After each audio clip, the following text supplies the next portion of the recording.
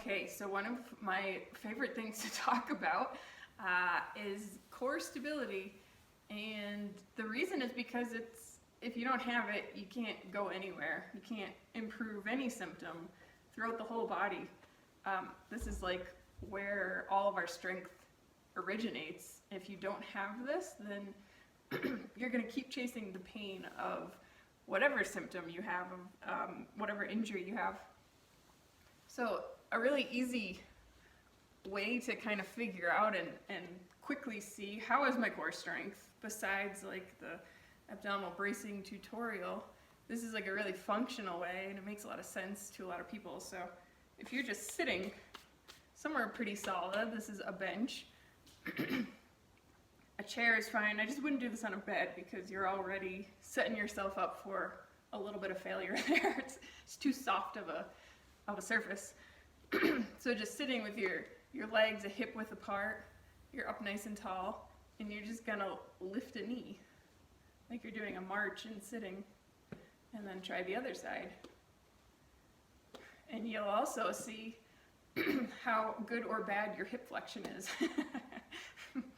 This is my worst side, so I cannot get my leg up as high as I can on that side, and it's just another good functional test to show where are you at.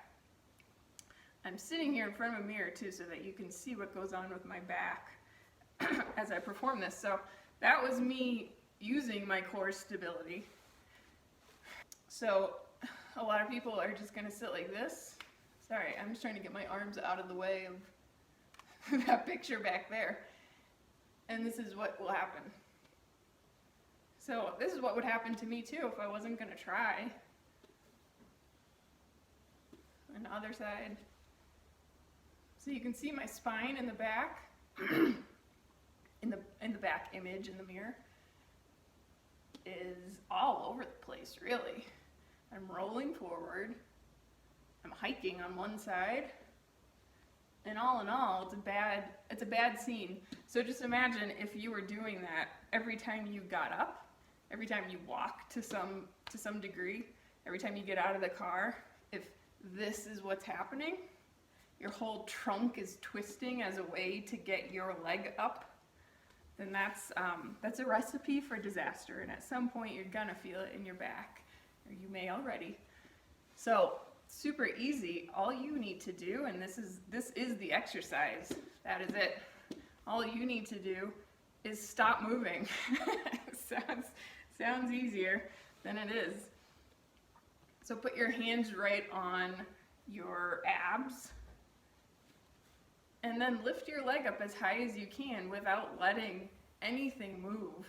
You can even put your hand back here. You can have somebody watch from behind and see what is going on with your spine when you lift your leg up. Is this happening? Is this happening? Is that happening? Because we don't want any of that. I just want you up nice and tall, and this is the same as abdominal bracing, that whole tutorial. Now you're just integrating it into a sitting position. So you're tight here, your ribs are stacked, right? So you're not doing this, you're not doing this. Everything is stacked one on top of the other. And then lift. So here's the other thing is, if I can just do it without using my core strength, then look where I can get my leg. I can get it super high. But I don't want that. I want true hip flexion, and I want my core to be on. So this is my true hip flexion with this engaged. Let's check out my other side. That'll be fun. Not very high. That's okay. At least I know I'm using my hip flexor. I know I'm not using my back, but I am using my abs. So this is what it should look like. There should be no excess movement anywhere else except for the hip flexion. And so I don't know if you caught on, but then this is a hip flexion exercise. You're strengthening your hip flexor. Wow, that just got me out of breath. I should stop recording these after I work out.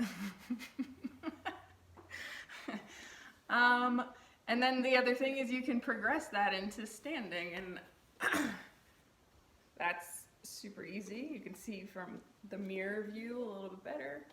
So this is really tight.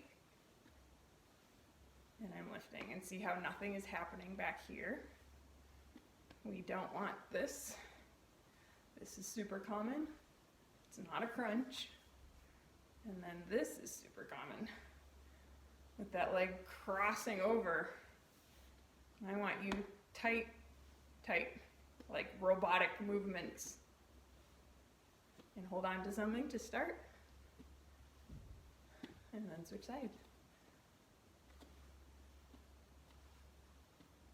You'll also see, do I do this a lot?